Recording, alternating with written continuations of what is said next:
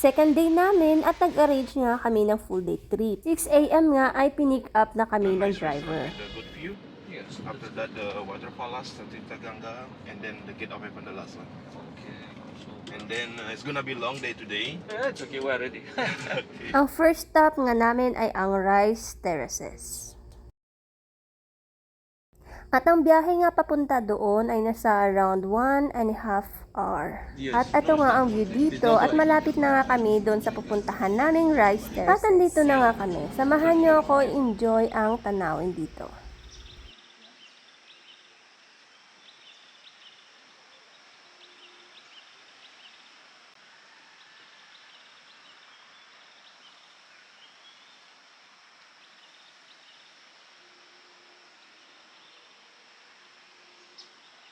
At dito nga, pwede rin kayo bumaba para maglakad-lakad. Napakasarap pagmasdan ang ganitong tanawin dito.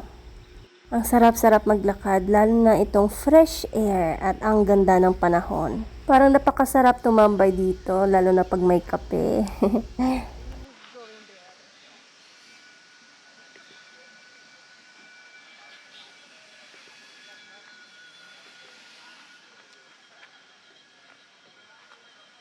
At sa sobrang ganda nga ng lugar ay hindi pwedeng wala tayong pictures, di ba?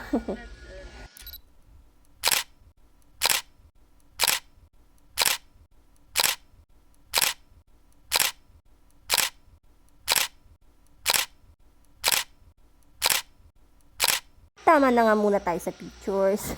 At dito nga ay may pa-zipline din sila. At meron din silang swing with extra charge. At hindi na rin ako nag-try mag-swing kasi napakataas, natatakot ako.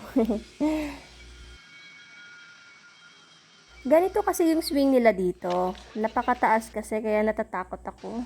At ang next nga namin napupuntahan ay ang coffee plantation. So samahan nyo ako sa aking next video. Bye bye!